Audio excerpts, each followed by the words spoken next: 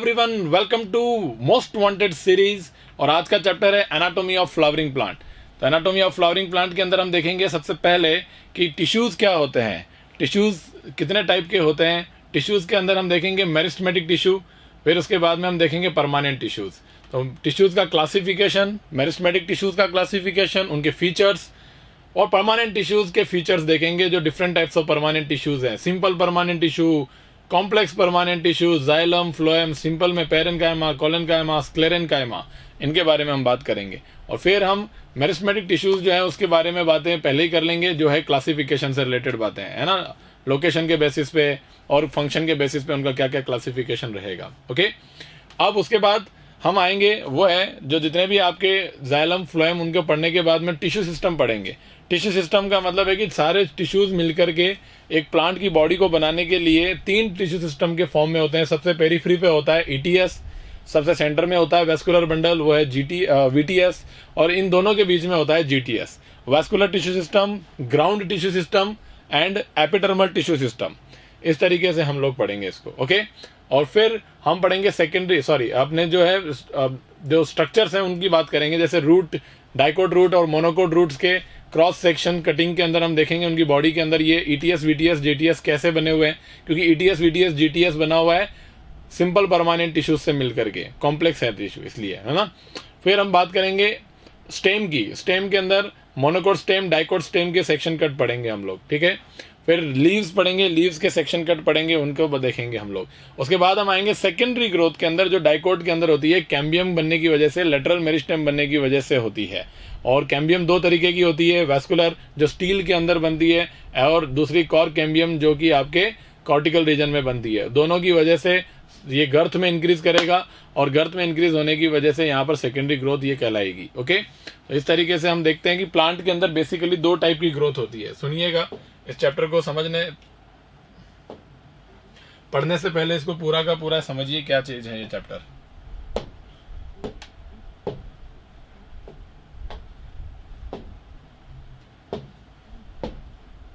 सबसे पहले देखिए, प्लांट जो होता है, प्लांट की ग्रोथ जो होती है वो 2 टाइप की ग्रोथ होती है। प्लांट में ग्रोथ 2 टाइप की होती है, primary growth, plant growth, and secondary growth.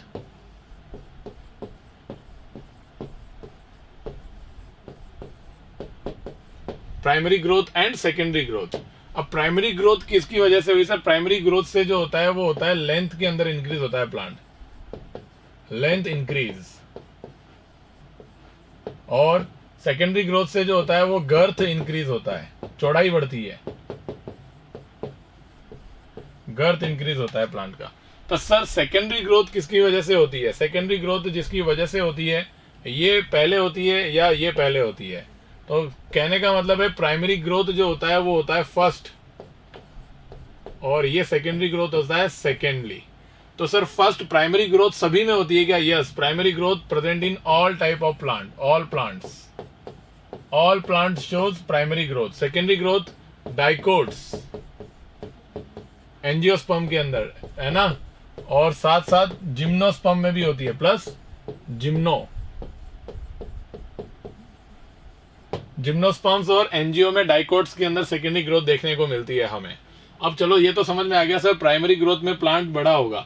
Sir primary growth क्या होती है? सीड जर्मिनेशन के बाद ही तो होती है।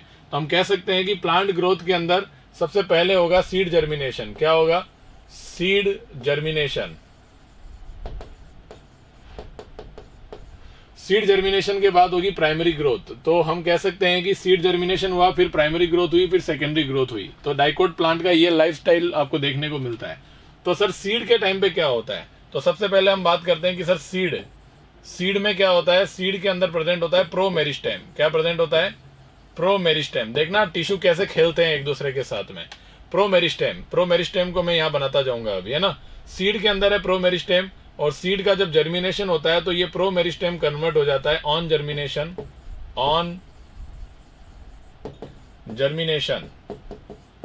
तो सीड के जर्मिनेशन के बाद में ये प्रोमेरिस्टेम कन्वर्ट हो जाता है, उसको बोलते हैं हम क्या?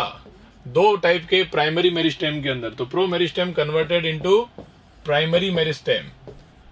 Primary meristem, primary meristem.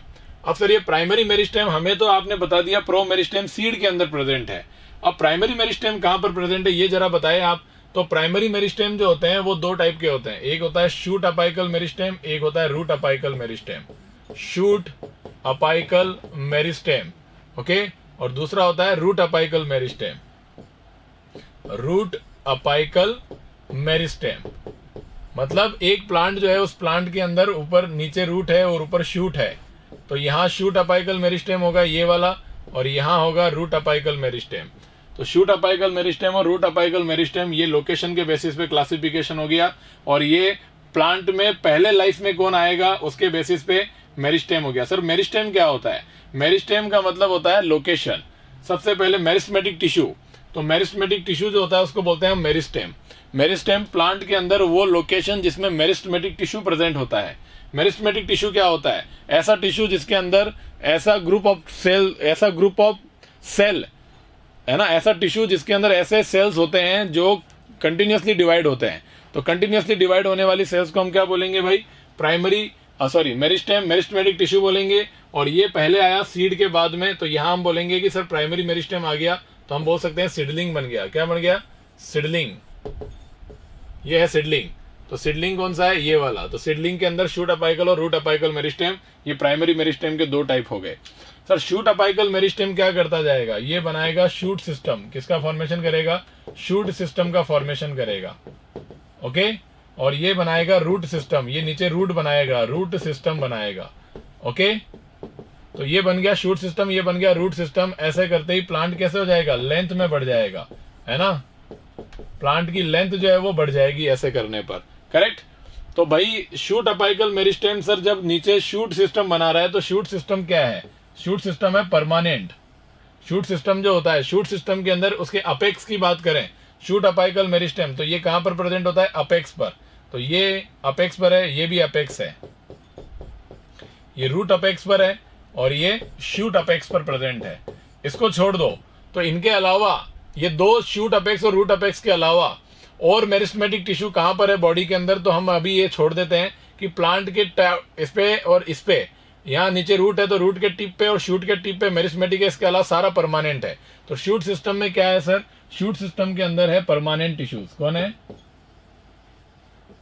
Permanent tissues, okay. Permanent tissues तो है ही है, साथ ही साथ में इंटरकैलरी मेरिस्टेम भी है। कौन सा मेरिस्टेम है? Inter calorie meristem. अभी आप जब लेंथ में ग्रो करवा रहे हो तो सर इसके अंदर शूट अपेक्स के शूट सिस्टम के अंदर इंटरकैलरी मेरिस्टेम है, और इंटरकैलरी मेरिस्टेम कैसा मेरिस्टेम है? प्राइमरी मेरिस्टेम है। अभी बॉडी के अंदर प्रेजेंट है प्राइमरी। तो इंटरकैलरी मेरिस्टेम कैसा meristem? Primary meristem. PM for primary meristem. और सर शूट सिस्टम हो चाहे रूट सिस्टम हो, दोनों के अंदर क्या प्रेजेंट है? परमानेंट टिश्यूज प्रेजेंट है। कौन प्रेजेंट है? परमानेंट टिश्यूज प्रेजेंट है। तो सर शूट को काट के देखा, रूट को काट के देखा, तो कॉम्प्लेक्स से सिंपल की तरफ चली है। तो परमानेंट टिश्यूज हैं, तो सर इसमें क्या क्या है? तो इसके अंदर पहले है टिश्यू सिस्टम। कौन है? Tissue system. तो रूट हो चाहे शूट हो, उसमें इस तरीके से ऐसे होता है। ऊपर होता है एपिडर्मल टिश्यू सिस्टम, सेंटर में है वैस्कुलर टिश्यू सिस्टम, और इनके बीच में है ग्राउंड टिश्यू सिस्टम। तो ये हो गया वीटीएस, ईटीएस और जीटीएस, तीनों tissue system. Sir in tissue system को कौन बनाते हैं? तो हम लिखें परमानेंट टिश्यूज, और परमानेंट टिश्यूज के अंदर है टिश्यू सिस्टम्स। और टिश्यू सिस्टम को कौन बनाता है? तो हम कहेंगे परमानेंट टिश्यूज में टिश्यू सिस्टम्स, टिश्यू सिस्टम्स। और सर एक टिश्यू सिस्टम को कौन बनाते हैं? Different permanent tissues. तो परमानेंट टिश्यूज जो है वो दो टाइप के हो गए यहाँ पे, सिंपल परमानेंट टिश्यू और complex permanent tissue. Simple permanent और कॉम्प्लेक्स परमानेंट मिलकर के टिश्यू सिस्टम बनाते हैं। तो सर सिंपल परमानेंट कौन कौन से हैं? सिंपल परमानेंट है पैरेनकाइमा, कॉलेनकाइमा एंड स्क्लेरेनकाइमा। और कॉम्प्लेक्स परमानेंट कौन है? Xylem and phloem. तो ये मिलकर के बनाते हैं इन टिश्यू सिस्टम को, और ये टिश्यू सिस्टम आपस में ऑर्गेनाइज होकर के बना देते हैं बॉडी। क्या बना देते हैं? रूट सिस्टम और शूट सिस्टम। तो ये कहने का मतलब एक पूरे मैच्योर प्लांट के अंदर ये सारे टिश्यू सिस्टम है जो इन परमानेंट से बने हुए हैं। सर परमानेंट टिश्यू किससे बनता है? मेरिस्टेमेटिक टिश्यू से बनता है। तो मेरिस्टेमेटिक टिश्यू की सेल जो डिवाइड होकर के नंबर बढ़ा रही है वो परमानेंट हो जाती है, डिवीजन कैपेसिटी लूज कर देती है और एक पर्टिकुलर किसी न किसी टिश्यू का फॉर्मेशन कर देती है, इनमें से किसी एक का, सिंपल परमानेंट, कॉम्प्लेक्स परमानेंट में से। ओके, तो इस तरीके से बॉडी चला है। अब सर ये बताइए, सर ये तो हुआ प्राइमरी ग्रोथ जिसके अंदर ये, अब सेकेंडरी ग्रोथ किससे होगी? भाई एक बात बताओ, प्राइमरी ग्रोथ के अंदर ये जो जितना भी सेल मिला है परमानेंट टिश्यू बनाने के लिए, जो सेल मिला है वो कहां से मिला है? ये primary meristem was the source. इसके अंदर जो ये अपाइकल मेरिस्टेम है ये डिवाइड होते जा रहे हैं और नीचे सेल सप्लाई करते जा रहे हैं, तो मतलब मेरिस्टेम का होना जरूरी है ग्रोथ के लिए, है ना? तो इससे लेंथ बढ़ गई। अब सर आपको चौड़ाई में बढ़ाना है ना प्लांट को, तो सर प्लांट को चौड़ाई में बढ़ाना है तो चौड़ाई के अंदर बढ़ाने वाला एक मेरिस्टेम होना चाहिए जो उसके बॉडी में ऐसे सिलेंडर की तरह प्रेजेंट होना चाहिए। तो ये मेरिस्टेम अगर बॉडी में आएगा और वो सेल डिवाइड करेगा अंदर और बाहर, तभी तो चौड़ाई बढ़ेगी। कहने का मतलब ये है कि ऐसा प्लांट होना चाहिए और इस प्लांट के अंदर ऐसे एक सेंटर के अंदर और एक बाहर की तरफ में क्या होनी चाहिए? रिंग्स होनी चाहिए। तो ये प्लांट का सेक्शन कट है, उस सेक्शन कट में आपको ये ग्रीन कलर से जो मार्क करके दिया जा रहा है ये है मेरिस्टेमेटिक टिश्यू का एक पूरा सर्कल, यानी ये सारे सेल जो है वो मेरिस्टेमेटिक है। तो ये देखो, ये बाहर की तरफ सेल बनाएगी, अंदर की तरफ में सेल बनाएंगी, तो ये चौड़ाई में बढ़ाएगी या नहीं बढ़ाएगी? तो ये तो हो गया कॉर्टेक्स के अंदर। और ये जो अंदर वाला दिख रहा है इसको बोलते हैं, ब्लैक वाले पार्ट को स्टील। जो एंडोडर्मिस है उसके अंदर वाला पार्ट है स्टील, और इस स्टील के अंदर एक कैम्बियम है, एक लेटरल मेरिस्टेम है, इसको बोलते हैं। ये लेटरल ग्रोथ कराता है, प्लांट की बॉडी में लेटरली प्रेजेंट है, देखो ना लेटरल प्रेजेंट है, इसलिए इनको बोलते हैं लेटरल मेरिस्टेम। तो ये बाहर एक लेटरल मेरिस्टेम, एक अंदर लेटरल मेरिस्टेम। इसका नाम है वेस्कुलर कैम्बियम और इसका नाम है कॉर्क कैम्बियम। तो दोनों कैम्बियम जो होती है इनको बोलते हैं लेटरल मेरिस्टेम और या फिर बोलते हैं सेकेंडरी मेरिस्टेम, कि प्लांट की बॉडी में बाद में अपीयर हुए हैं। बाद में कैसे अपीयर हुए भाई? आप बोलोगे सर ये रिंग पहले नहीं थी क्या? इनकी रिंग की जगह पे पहले कौन थे? पहले यहाँ पर परमानेंट टिश्यू थे, जो प्राइमरी मेरिस्टेम से परमानेंट होकर के बनने वाले टिश्यू थे, उनकी सेल थी। तो सर फिर ये रिंग में फिर ये डिवीजन करने वाली सेल फिर कैसे आ गई? अरे भाई परमानेंट सेल्स जो हैं वो वापस डिवीजन कैपेसिटी को गेन कर लिया है, इसको बोलते हैं डी डिफरेंशिएशन। तो परमानेंट सेल्स का डी डिफरेंशिएशन होने की वजह से यहां पर डिवीजन करने वाली सेल का एक रिंग बन गया, इसको हमने बोल दिया कैम्बियम। ओके, और इसको हमने बोल दिया लेटरल मेरिस्टेम। मेरिस्टेम मतलब क्या? ऐसा टिश्यू जिसमें डिवीजन करने वाली सेल्स का क्या हो? ग्रुप हो। तो ऐसे यहां पर एक बन गया, तो अंदर भी क्या बन गया? अंदर भी डी डिफरेंशिएशन होकर के ये नए मेरिस्टेम बन गए। लेटर बने, बाद में बने, प्राइमरी ग्रोथ होने के बाद, अच्छा खासा लेंथ बढ़ने के बाद फिर ये नए टिश्यू आ गए। फिर ये क्या करेंगे? डिवीजन करेंगे, इधर और इधर डिवीजन करेंगे। तो पहले तो हुआ डी डिफरेंशिएशन, जिससे ये बन गए, फिर ये करेंगे डिवीजन, फिर ये नंबर बढ़ेगा, ये चौड़ाई में बढ़ेंगे और वो डिवीजन हुई हुई सेल परमानेंट हो जाएगी, नया टिश्यू बनाएगी, परमानेंट टिश्यू बनाएगी, जिसको हम बोलेंगे सेकेंडरी परमानेंट टिश्यू। और सेकेंडरी परमानेंट टिश्यू किससे बन रहा है? सेकेंडरी मेरिस्टेम से बन रहा है। और उनकी सेल जो है उसमें क्या हो रहा है? अब हो रहा है रीडिफरेंशिएशन, मतलब डिफरेंशिएशन। डी डिफरेंशिएशन से ये बने, डिवीजन से इन्होंने नंबर बढ़ाया और वो सेल जो है वो परमानेंट हो गई, तो इसको हमने बोल दिया रीडिफरेंशिएशन। तो सेकेंडरी ग्रोथ करने के लिए पहले करना पड़ेगा डी डिफरेंशिएशन, फिर करना पड़ेगा डिवीजन और फिर करना पड़ेगा रीडिफरेंशिएशन, तब जाकर के वो टिश्यू बनेंगे सेकेंडरी परमानेंट टिश्यू, और उसकी वजह से ये गर्थ में बढ़ जाएगा। और प्राइमरी ग्रोथ के लिए क्या करना पड़ेगा?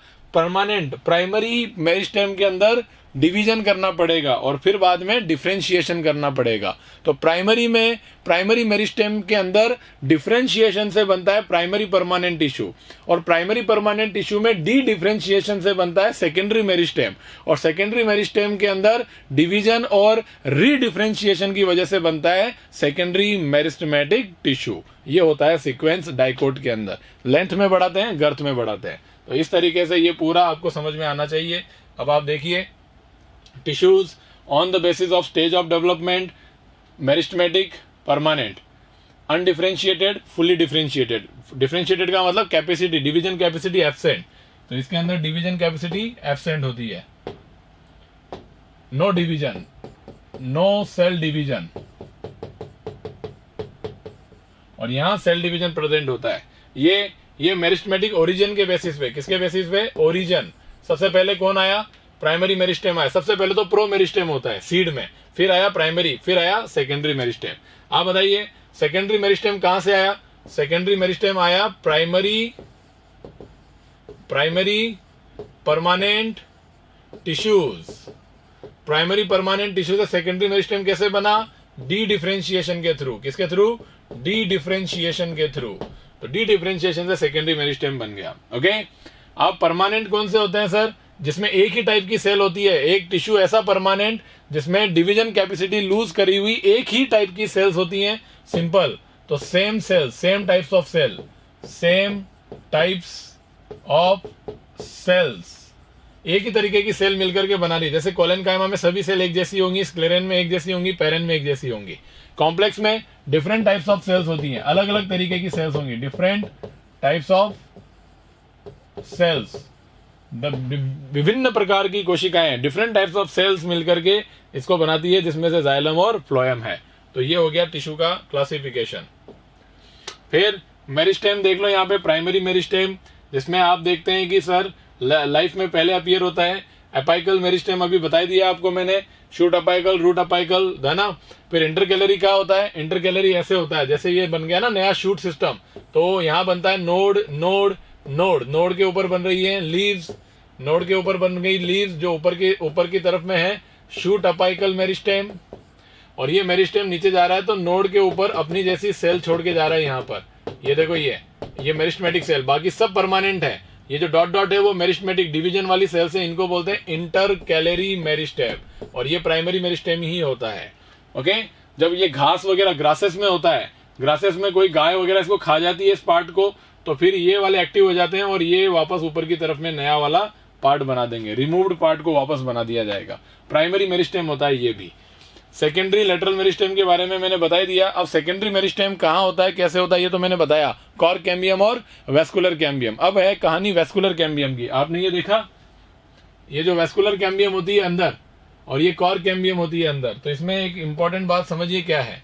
इसमें इंपॉर्टेंट बात ये है कि ये जो वेस्कुलर कैम्बियम होती है वो दो टाइप की होती है, रूट में और स्टेम में। तो रूट की वेस्कुलर कैम्बियम होती है कंटिन्यूअस, और ये जो होती है वो होती है डिसकंटिन्यूअस। डिसकंटिन्यूअस का मतलब ये हो गया कि इसमें दो टाइप की होती है ना, एक सिंगल टाइप ऑफ सेल होती है, इसमें दो टाइप की होती है। ये रूट के अंदर होती है वो कंप्लीटली सेकेंडरी होती है, ये कंप्लीटली सेकेंडरी ओरिजिन होती है रूट वाली। स्टेम में क्या होता है, इसमें होती है, एक होती है फेसिकुलर कैम्बियम जिसको बोलते हैं इंट्रा फेसिकुलर कैम्बियम, और एक होती है इंटर फेसिकुलर कैम्बियम। ये क्या बोला है सर? दोनों देखो यहाँ पे, अगर ये वेस्कुलर कैम्बियम है, ये अंदर की तरफ में वेस्कुलर कैम्बियम आप बना रहे हो, तो ये तो हो गई फेसिकुलर कैम्बियम। कौन सी कैम्बियम? Fascicular cambium. ये वेस्कुलर बंडल्स के बीच में, ये जो वेस्कुलर बंडल दिख रहा है आपको ऐसे, ये वेस्कुलर बंडल्स होते हैं इस तरीके से। इन वेस्कुलर बंडल्स के अंदर जो प्रेजेंट है वो है फेसिकुलर कैम्बियम। ये हो गई इंट्राफेसिकुलर कैम्बियम, और ये होती है प्राइमरी। कैसी होती है? Primary in origin. और इनके बाहर जो होती है, ये नई वाली बन रही है यहाँ पर, ये पिंक वाली, ये होती है इंटरफेसिकुलर, दो फेसिकल के बीच में इंटरफेसिकुलर कैम्बियम। तब जाकर के ये कंप्लीट वेस्कुलर कैम्बियम रिंग बन रही है। तो हम कह सकते हैं स्टेम के अंदर इंटरफेसिकुलर कैम्बियम, ये रही इंटरफेसिकुलर कैम्बियम, और ये अंदर कौन है? Intrafascicular cambium. इंट्राफेसिकुलर कैम्बियम, तो इंट्राफेसिकुलर कैम्बियम होती है प्राइमरी और इंटरफेसिकुलर होती है सेकेंडरी। तो ये वेस्कुलर कैम्बियम जो है टोटल, ये प्राइमरी और सेकेंडरी दोनों टाइप की होती है, रूट में एक ही टाइप की होती है, complete secondary in origin. Okay, clear? तो ये बात हो गई आपके मेरिस्टेम्स के क्लासिफिकेशन की। अब ये देखो मेरिस्टेमेटिक टिश्यू लोकेशन के बेसिस पे अपाइकल, इंटरकैलरी, लेटरल, ओरिजिन पे pro meristem, primary meristem, secondary meristem, और फंक्शन के बेसिस पे ध्यान रखना। फंक्शन का मतलब ये होता है कि वो जो प्राइमरी मेरिस्टेम होता है वो ही तो नया बॉडी बनाता है या नहीं बनाता। नया बॉडी का मतलब क्या हुआ, ये कौन से वेस्कुलर टिश्यू बनाएगा उसके बेसिस पे। अगर मान लो कि ये गोला है प्राइमरी मेरिस्टेम का, इस प्राइमरी मेरिस्टेम के गोले को 3 पार्ट में डिवाइड कर देते हैं। इसको बोलते हैं कि तुम तो हो प्रो मेरिस्टेम, प्रोटोडम, सॉरी, तुम क्या बना रहे हो? प्रोटोडम बना रहे हो। तुम्हारा काम है प्रोटोडम बनाने का, और ये प्रोटोडम बनाएगा आगे जाकर के ईटीएस।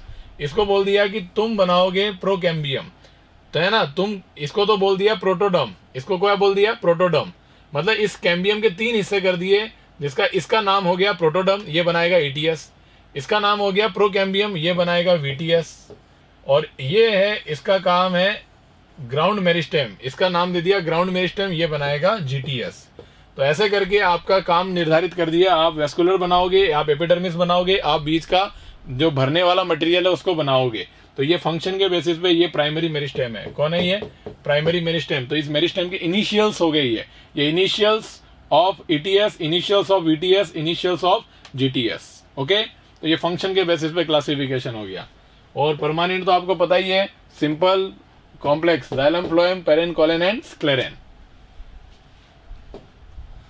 ये डायग्राम एनसीईआरटी में आपने देखा होगा। ये कहां से उठा के लाए? ये ग्राउंड लेवल है, ये रूट है, ये रूट का ये टिप काट लिया और काट करके यहां दिखा दिया।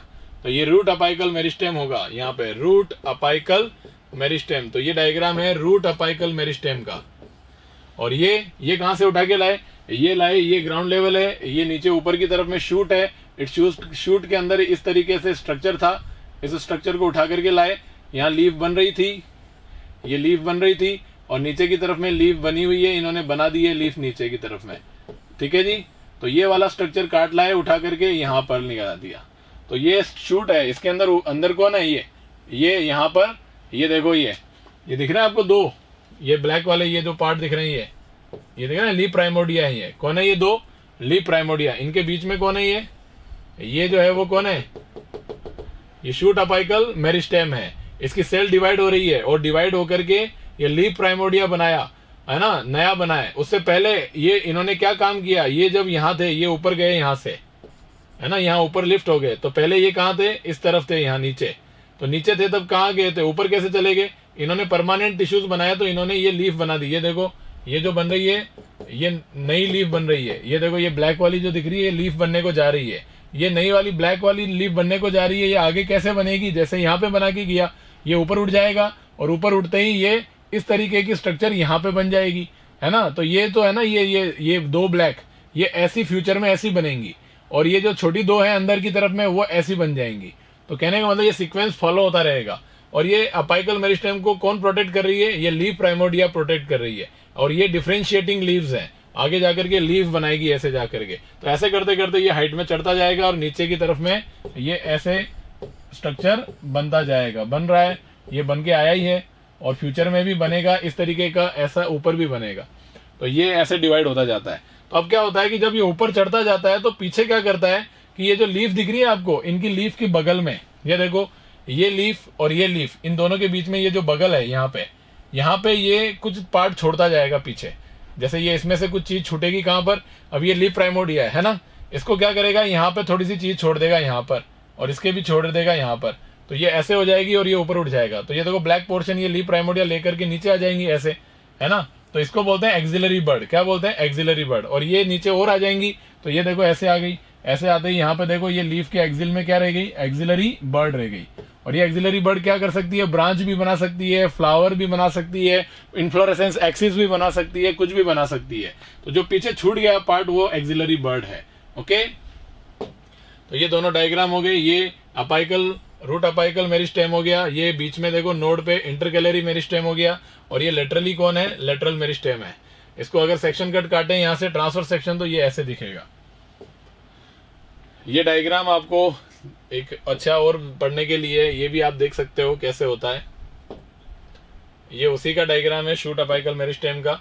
और टिश्यूज हमने पढ़ लिए अभी, डिफरेंट टाइप्स ऑफ टिश्यू। ये पीडीएफ आप लोग ले सकते हो। अब हम पढ़ते हैं परमानेंट टिश्यूज को।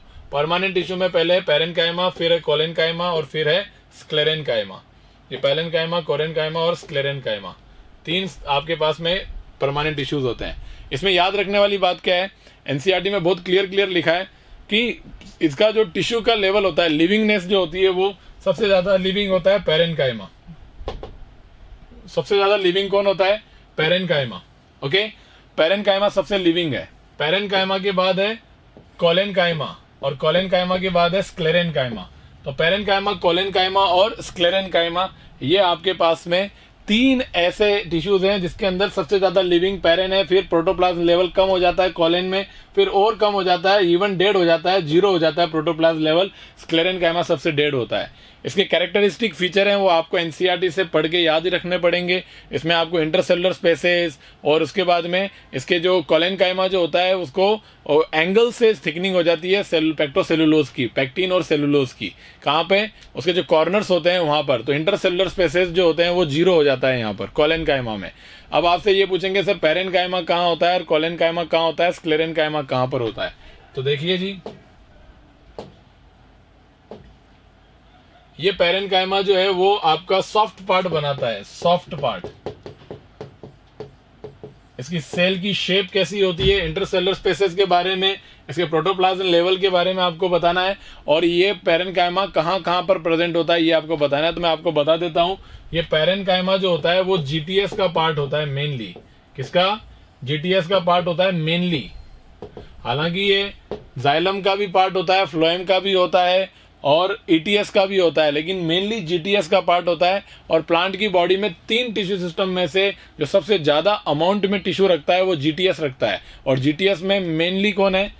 जीटीएस बना हुआ किसका है? पेरेनकाइमा का बना हुआ है। तो आप कह सकते हो कि प्लांट की बॉडी में इन तीनों टिश्यूज से पेरेनकाइमा, कॉलेनकाइमा और स्क्लेरेनकाइमा में से सबसे ज्यादा कौन होगा?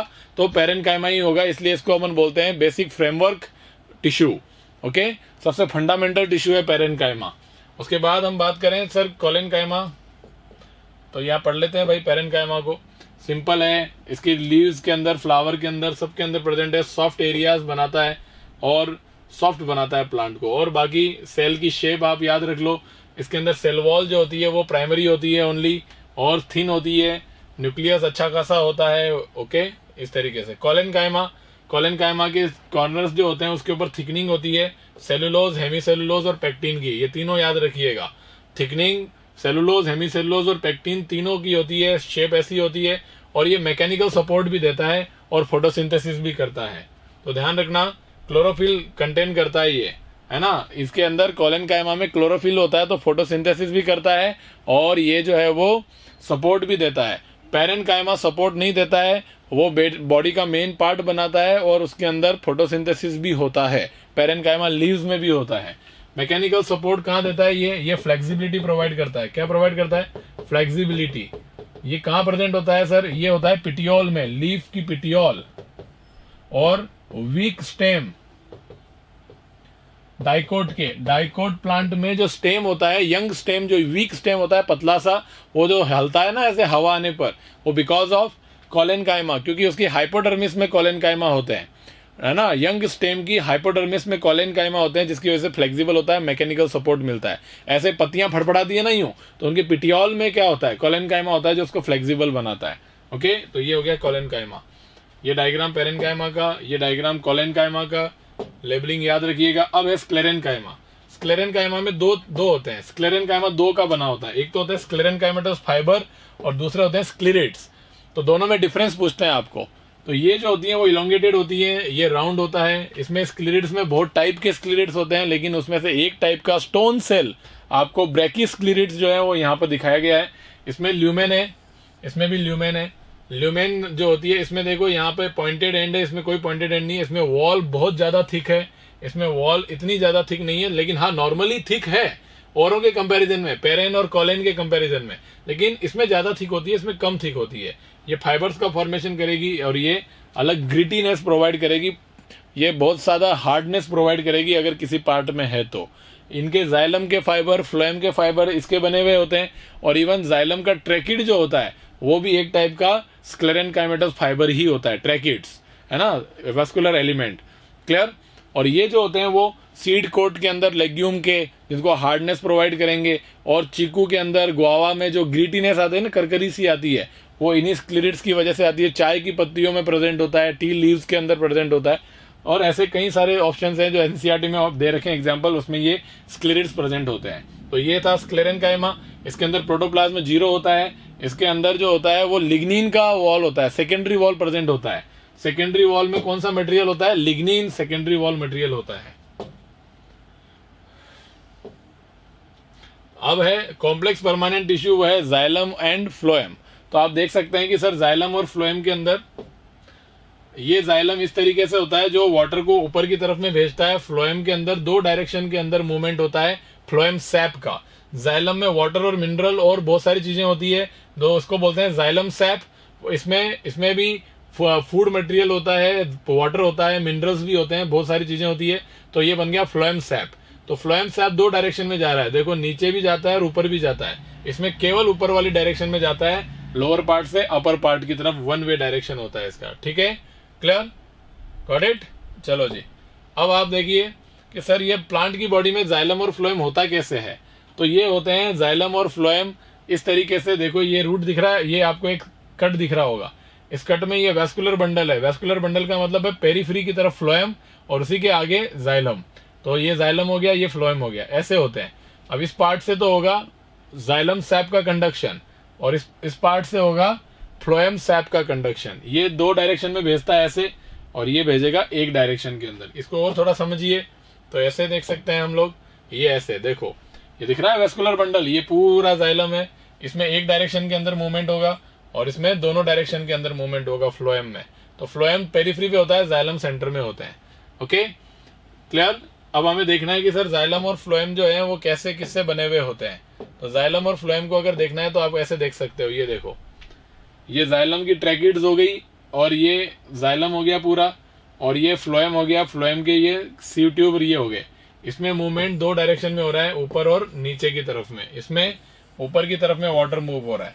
तो ये ऐसे टिश्यू के अंदर देखो उठा करके लाए हम स्टेम से जाइलम और फ्लोएम को। तो ये जाइलम हो गया और ये फ्लोएम हो गया, ये सेंटर की तरफ, ये पेरीफ्री की तरफ में। ठीक है, जाइलम के अंदर जो पार्ट होते हैं वो जाइलम में दो तरीके की चीजें होती है भाई।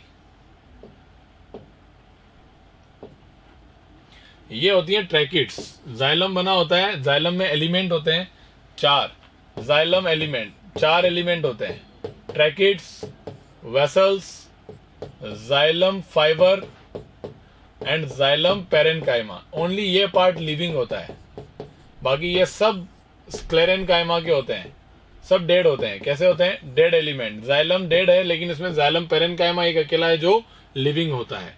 तो सर ट्रैकिड तो ये होगी, देखो इलोंगेटेड है, इलोंगेटेड के बाद में अलग अलग टाइप के इसके अंदर क्या होते हैं, परफोरेशन हैं इसके अंदर, ये थिकनिंग होती है वॉल की अंदर की तरफ। तो ये पिटेड थिकनिंग हो गई, ये एनुलर थिकनिंग हो गई। सर ये क्या है? ये एक वेसल है। सर ये वेसल कैसे बनी? तो ये आपको बताना पड़ेगा कि ट्रैकिड एक सेल होती है, बट वेसल जो होती है हैज मेनी सेल्स,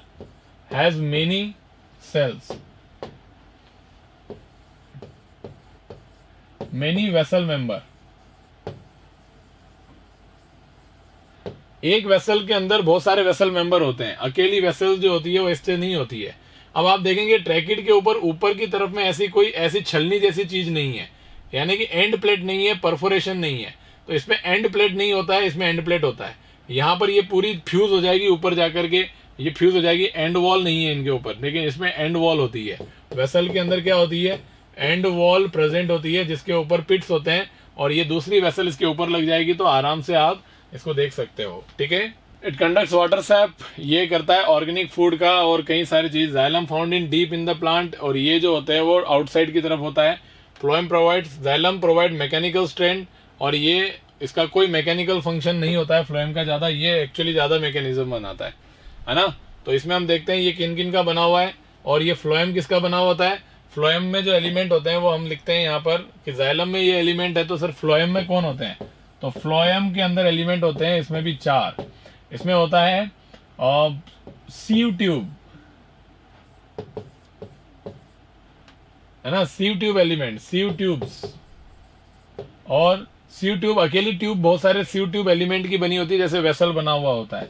इसी तरीके से सीव ट्यूब के बाद में फ्लोएम के अंदर प्रेजेंट होता है कौन भाई? Companion cell. कौन होती है? Companion cell. और कौन होता है सर? फ्लोएम फाइबर्स होते हैं। तो फ्लोएम फाइबर बाद में लिखेंगे, फ्लोएम पेरेनकाइमा लिख देते हैं पहले। कौन होता है? Phloem parenchyma. तो फ्लोएम पेरेनकाइमा और फ्लोएम फाइबर्स। तो इसमें ओनली एक डेड है और बाकी तीन क्या है? लिविंग है। बाकी तीन लिविंग होते हैं। सीव ट्यूब एंजियोस्पर्मिक प्लांट में होते हैं, वेसल्स भी एंजियोस्पर्मिक प्लांट में ही होती हैं। ओके, जिम्नोस्पर्म के अंदर वेसल्स नहीं होती हैं, है ना, लास्ट वाले जिम्नोस्पर्म में होती है, लेकिन मैक्सिमम जिम्नोस्पर्म में वेसल्स नहीं होती है। और सीव ट्यूब जो होते हैं वो जिम्नोस्पर्म में नहीं होती हैं, सीव ट्यूब की जगह सीव सेल्स होती हैं। और कंपेनियन सेल्स भी जिम्नोस्पर्म में नहीं होती है, वहाँ उनकी जगह पर एल्बुमिनस सेल्स होती हैं। ओके, तो ये ध्यान रखिएगा आप इनके जाइलम और फ्लोएम के बारे में, ये सारा डिस्क्रिप्शन हमने यहाँ पर लिख दिया है। अब ये डायग्राम के अंदर ऐसे होते हैं कि देखिए कि ये डायग्राम दिख रहा है आपको, ये जाइलम का है। जाइलम में ये देखो वेसल है, एक वेसल ये है वेसल एलिमेंट, ये दूसरा वेसल एलिमेंट, तो ये पूरी वेसल बन गई। इसमें देखो 1 2, तो ये कैसी बनी, ये डेड हो गई। इसमें न्यूक्लियस नहीं होता है क्योंकि ये पूरी डेड है। इसमें साइटोप्लाज्म भी नहीं होता है, इसमें थिक वॉल होती है लिग्निन की, और एंड प्लेट होता है। क्या होता है, एंड प्लेट होता है किसमें, जाइलम के अंदर। अब ये हो गया बीच में कैम्बियम, जाइलम और फ्लोएम के बीच में कैम्बियम होता है। ये देखो ये रहा, ये अंदर जाइलम है, ये फ्लोएम है, इसके बीच में इंट्राफेसिकुलर कैम्बियम है। डाइकोट स्टेम की बात चल रही है। तो ये देखो जाइलम, ये जाइलम हो गया, ये बीच में कैम्बियम हो गई, और ये पीछे फ्लोएम हो गया। फ्लोएम में कौन है, फ्लोएम में सर ये ट्यूब दिख रही है, ये है सीव ट्यूब। और सीव ट्यूब में ये कौन है, सीव ट्यूब एलिमेंट 1 और ये सीव ट्यूब एलिमेंट 2, है ना। तो ये देखो सर सीव ट्यूब में क्या हो रहा है, ये एंड प्लेट है। कौन है ये, एंड प्लेट। और ये एंड प्लेट जो होती है वो परफोरेटेड होती है बिल्कुल, इसको बोलते हैं सीव प्लेट। क्या बोलते हैं, सीव प्लेट। और सर सीव प्लेट जो होती है उससे कोई चीज पास होगी आगे पीछे। और आप देखेंगे कि सर एक सीव ट्यूब एलिमेंट के साथ में एक कंपेनियन सेल अटैच्ड है, ये है कंपेनियन सेल। ओके, तो ये कंपेनियन सेल हो गई, ये कंपेनियन सेल हो गई।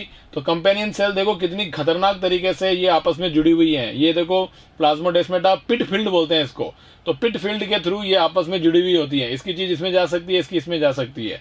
तो ये हो गया सीव ट्यूब, ये हो गया वेसल, वेसल बनी है वेसल एलिमेंट्स की, और ये बना है सीव ट्यूब एलिमेंट्स का। और ये साथ में एसोसिएटेड होती है, एक सीव ट्यूब एलिमेंट एक कंपेनियन सेल से बहुत गहराई से जुड़ी हुई होती है पिट फील्ड के थ्रू। ओके, तो ये हो गया आपका फ्लोएम। और उसके अलावा जाइलम और फाइबर, इनके फाइबर इसके साथ अटैच होंगे। ये देखो ये फ्लोएम के फाइबर्स हो गए, थोड़े जाइलम के फाइबर्स इधर भी लग जाएंगे, है ना। जाइलम में ये वेसल हो गया, ये ट्रैकिड हो गया, ये तो हो गया ट्रैकिड, और ये हो गए वेसल्स, तो ये हो गई वेसल्स। ओके, ये बीच में ट्रैकिड, और ये कैम्बियम, फिर ये फ्लोएम के कंपेनियन सेल्स, बीच बीच में कंपेनियन सेल्स है सीव ट्यूब एलिमेंट के साथ में, ये फाइबर्स हो गया, और ये साइड में कॉर्टेक्स हो जाएगा। अब ये आपको विभिन्न प्रकार के वेसल्स हैं, ये आपको वहां पे ये डायग्राम आपको देखने को मिल जाएगा। ये ऐसे तरीके के वेसल्स होते हैं जो एक दूसरे के ऊपर लगे हुए होते हैं। ये लकड़ी है, लकड़ी में आप देख सकते हो, ये देखो ये वेसल, इस तरीके से वेसल दिख रही है आपको, ये देखो। और ये कौन है, छोटी छोटी ट्रैकिड्स। तो ट्रैकिड छोटा पोर है और बड़ा पोर वेसल है। तो ये वेसल देखो आपस में वेसल एक दूसरे के साथ है, तो यहाँ से पानी ऊपर जा सकता है इधर उधर, और यहाँ से पानी का मूवमेंट ऐसे जाएगा, तो एक दूसरे के साथ। यहाँ एंड प्लेट नहीं है, एंड प्लेट नहीं होने की वजह से साइड से जाना पड़ेगा पानी को। देखो ये ट्रैकिड है, एक ट्रैकिड ऐसे लगी हुई है, ये दूसरी ट्रैकिड के साथ ऐसे लगी हुई है। इसमें एक दूसरे के ऐसे ऊपर नहीं लगी हुई है, ऐसे एक दूसरे के ऊपर एकदम हेड टू हेड नहीं है। ये कैसे है, साइड में लगी हुई है, ऐसे ऐसे लगी हुई है, साइड से आ रहा है पानी, है ना, यूं। तो ये ज्यादा अच्छा नहीं है, ज्यादा अच्छा तो ये है, देखो ट्यूब जैसा बन रहा है, हेड टू हेड है, यहाँ से वाटर जा रहा है। तो ये अच्छा एलिमेंट होता है वाटर मूवमेंट करने के लिए। ये देखो ये ऐसा। ओके, ये डायग्राम एनसीईआरटी में है, आप देख सकते हो। ये कंपेनियन सेल हो गया, एक सीव ट्यूब एलिमेंट हो गया, ये पूरा याद रखिएगा जाइलम। तो डायग्राम पूरा एक ये देख लो, ये इसमें क्या हो रहा है, इसमें ये देखो ये कौन है, ये हो गया पूरा का पूरा सीव ट्यूब एलिमेंट। और एक सीव ट्यूब एलिमेंट के साथ में आपको कंपेनियन सेल दिखेंगी, और ये देखो सीव एरिया होता है जिससे ये जुड़ी हुई होती है। ओके, इसमें पी प्रोटीन होता है किसमें, सीव ट्यूब एलिमेंट के अंदर। तो सीव ट्यूब एलिमेंट में मैच्योरिटी के टाइम पे न्यूक्लियस नहीं होता है, साइटोप्लाज्म होता है, इसलिए हम कह सकते हैं कि सीव ट्यूब एलिमेंट लिविंग है, बट न्यूक्लियस लेस होती है मैच्योरिटी के टाइम पे। ओके, तो ये हो गया साहब आपके सारे के सारे टिश्यू सिस्टम की बात करेंगे। अब epidermal tissue system, epidermal tissue system, ground tissue system. Epidermal tissue system plant की एपिडर्मिस बनाता है, और एपिडर्मिस में सबसे पहले क्या होता है, एक लेयर की एपिडर्मिस, 2 लेयर की एपिडर्मिस। एपिडर्मिस जो होती है वो एपिडर्मल सेल से बनी हुई होती है। जैसे ये प्लांट के ऊपर बाहर एपिडर्मिस बन रही है यूं इस तरीके से, तो ये हम कह सकते हैं कि ये क्या है भाई, ये एपिडर्मल टिश्यू सिस्टम बना रही है। इसमें रूट हेयर भी बन जाता है, ट्राइकोम भी बन जाता है। रूट हेयर यूनिसेलुलर होता है, ट्राइकोम मल्टीसेलुलर होते हैं। ओके, साथ ही साथ स्टोमेटा भी होते हैं। अगर लीफ होगी तो लीफ पे स्टोमेटा होंगे, तो स्टोमेटा भी क्या होगा, एपिडर्मल टिश्यू सिस्टम का स्ट्रक्चर हो जाएगा।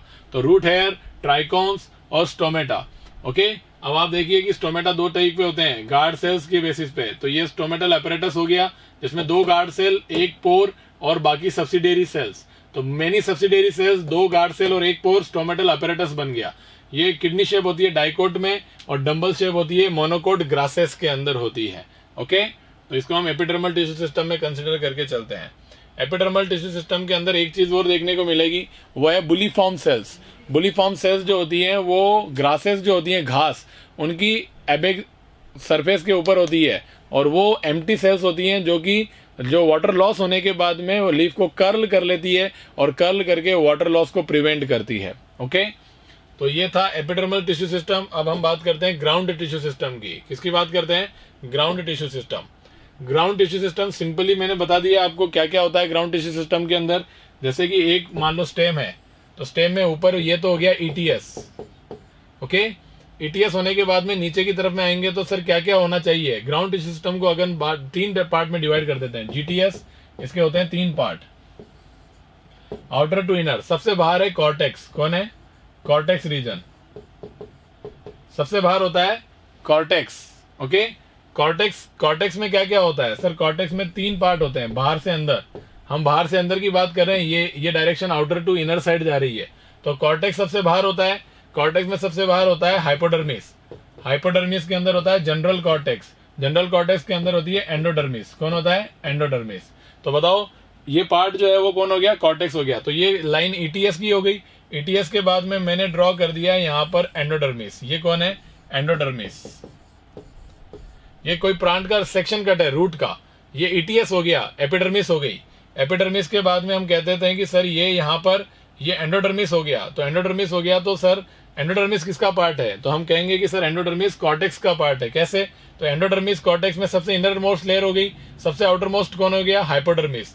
मान ले एंडोडर्मिस जो है उसके नीचे, ये एपिडर्मिस के नीचे है हाइपोडर्मिस, हाइपोडर्मिस के नीचे जनरल कॉर्टेक्स, और जनरल कॉर्टेक्स के नीचे कौन है?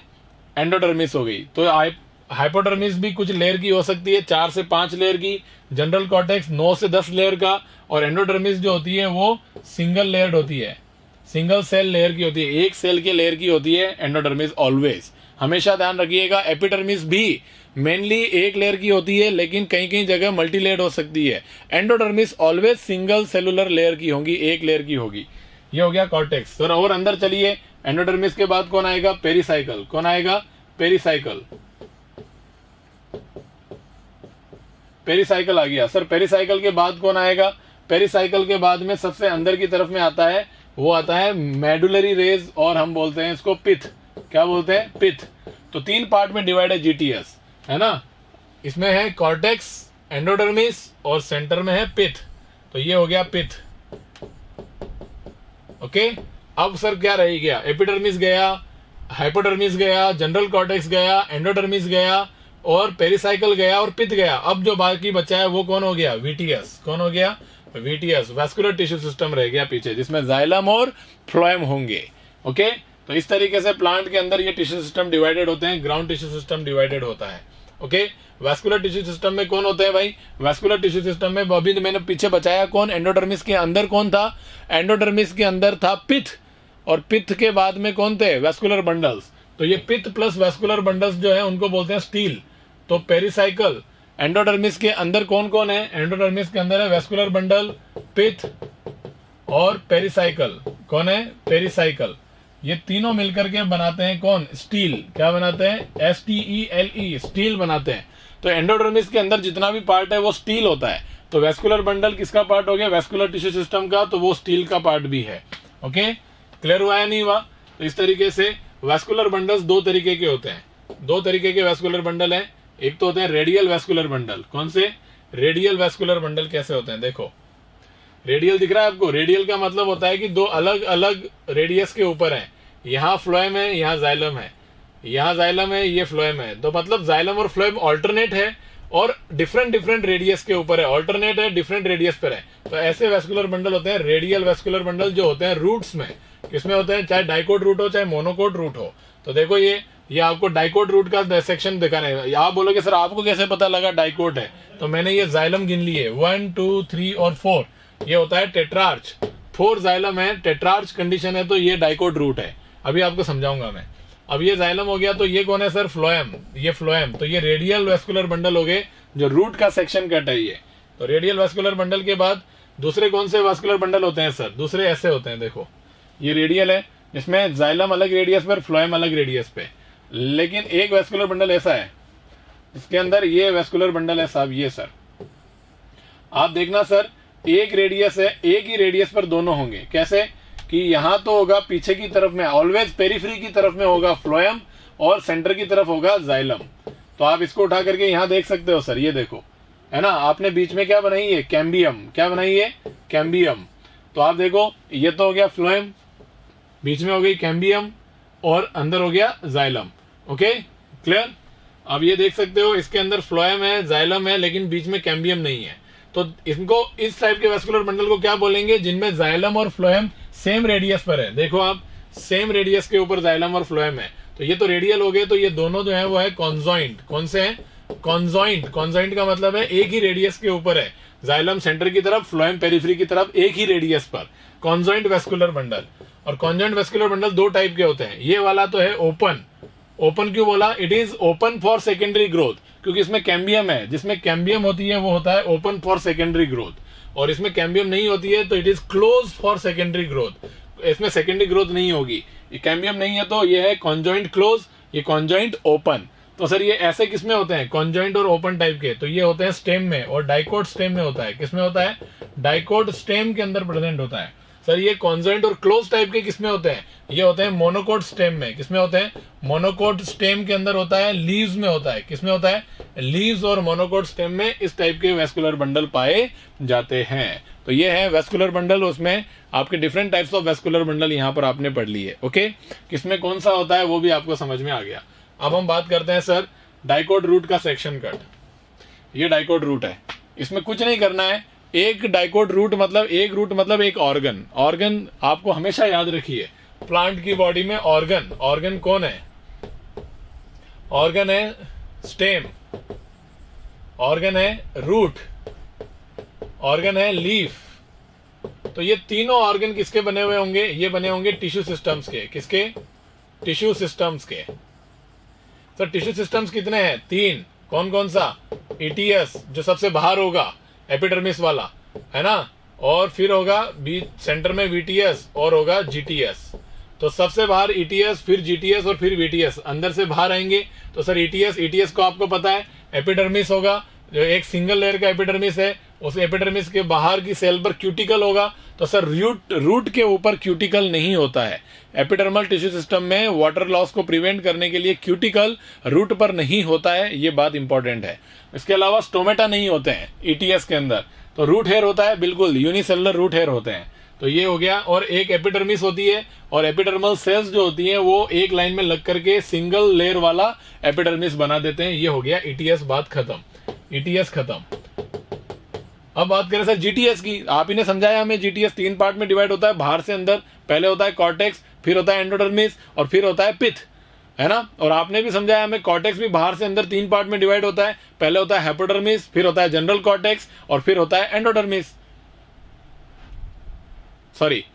जीटीएस जो होता है वो 3 पार्ट में डिवाइड होता है। जीटीएस 3 पार्ट में आप ही ने बताया, सबसे बाहर होता है कॉर्टेक्स, फिर होता है पेरिसाइकल, और फिर होता है पिथ।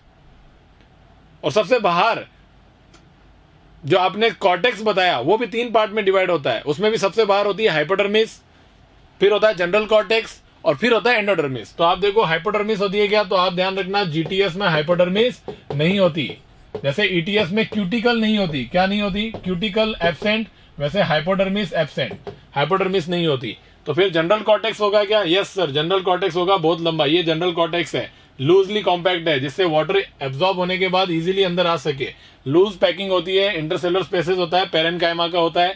ओके, और ये अंदर आने के बाद में यहाँ पर आगे जैसे ही यहाँ पे आए, हाइपोडर्मिस है नहीं, जनरल कॉर्टेक्स होगा, एंडोडर्मिस होगा। तो एंडोडर्मिस एक सिंगल लेयर का एंडोडर्मिस दिख रहा है आपको, ये बैरल शेप, जिस पर होती है कैस्पेरियन स्ट्रिप। क्या होती है? कैस्पेरियन स्ट्रिप पाई जाती है, जो आपके सेल वॉल के ऊपर से किसी भी चीज को अंदर आने नहीं देती है। ओके, तो एंडोडर्मिस हो गया सिंगल लेयर वाला। एंडोडर्मिस के नीचे पेरिसाइकल होगा, पेरिसाइकल के सेंटर में कौन होगा? पिथ होगा, और ये पिथ रेज होंगी, और ये रेडियल वास्कुलर बंडल हो गया, और ये है टेट्रार्च। कौन सी कंडीशन है? टेट्रार्च। अगर जाइलम स्ट्रैंड 4 से 6 हो, मैक्सिमम 6 होती है, जनरली 4 होती है, ऐसी कंडीशन हो तो आप डाइकोट रूट बोलोगे, उसको क्या बोलोगे, डाइकोट रूट बोलोगे। और डाइकोट रूट के अंदर जो आपका पिथ होता है वो वेल डेवलप्ड होता है, तो pith is well developed in dicot root. Okay, monocot root की बात करें तो सेम है, ईटीएस, जीटीएस। जीटीएस में हाइपोडर्मिस इसमें भी नहीं होती है, क्यूटिकल इसमें भी नहीं होती है, जनरल कॉर्टेक्स होता है, एंडोडर्मिस एक लेयर वाला होता है। लग रहा होगा आपको कि 2 लेयर वाला एंडोडर्मिस है, लेकिन 2 लेयर नहीं है, वो एक ही लेयर होती है एंडोडर्मिस की ऑलवेज। और इसमें होती है पॉलीआर्च कंडीशन। पॉलीआर्च कंडीशन का मतलब होता है कि जाइलम जो होता है वो जाइलम आपको कई सारे जाइलम के स्ट्रैंड्स दिखेंगे आपको, मोर देन 6, तो पॉलीआर्च कंडीशन हो गई। इसका पिथ लेस डेवलप होता है एज कंपेयर टू डाइकोट। अब इंपॉर्टेंट बात क्या है सर कि आप बताइए, इसमें जो सेंटर की तरफ हेड है वो तो बड़ा है, पेरीफ्री की तरफ में जो है वो स्मॉल है। ऐसे ही डाइकोट में देखने को मिला हमें कि ये देखो सर, ये सेंटर की तरफ में जाइलम जो है वो बड़े हैं और पेरीफ्री पे जाइलम छोटा है, तो इसको हम बोलते हैं मेटाजाइलम। क्या बोलते हैं, मेटाजाइलम। और इसको हम बोलते हैं प्रोटोजाइलम, इसको बोलते हैं प्रोटोजाइलम। तो बड़ा होता है उसको बोलते हैं मेटा, जो छोटा होता है उसको बोलते हैं प्रोटो। तो ये देखो इधर भी क्या है, ये तो है वो मेटाजाइलम और ये है छोटा वाला प्रोटोजाइलम। तो आप हमेशा प्रोटोजाइलम को पकड़िए। प्रोटोजाइलम किधर है, सेंटर पे है या पेरीफ्री की तरफ में है, अंदर की तरफ है या बाहर की तरफ में है, एक्सो है या एंडो है। तो प्रोटोजाइलम कैसा है, एक्सो। एक्सो मतलब रूट के अंदर प्रोटोजाइलम, बाहर की तरफ है एक्सो है। तो ये है, इसको कंडीशन को हम बोलते हैं एक्सार्च। क्या बोलते हैं, एक्सार्च,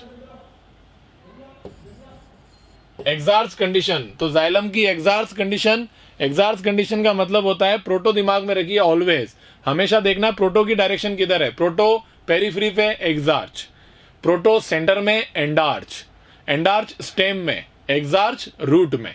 ओके, अब आप बोलोगे सर पहले कौन सा बनता है, तो पहले बनता है प्रोटो, मेटा बनता है बाद में।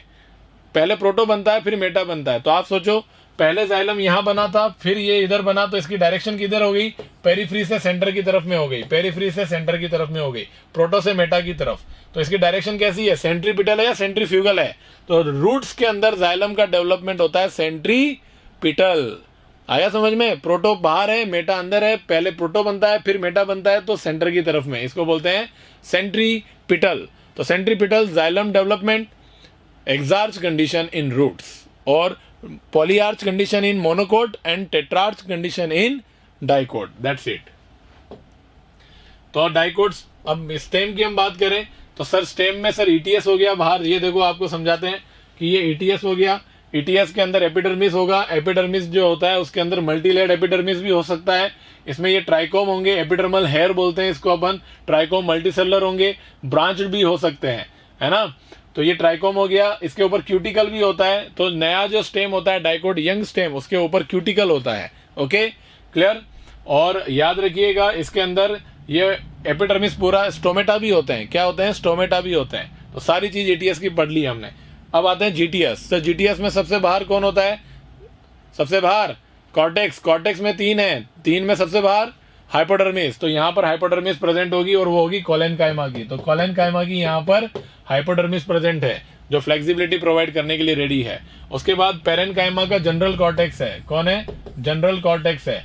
और जनरल कॉर्टेक्स के बाद में सीधा नीचे कौन आएगी, एंडोडर्मिस आएगी, सिंगल लेयर एंडोडर्मिस आ गई, है ना। एंडोडर्मिस के बाद कौन आएगा, पेरिसाइकल आएगा।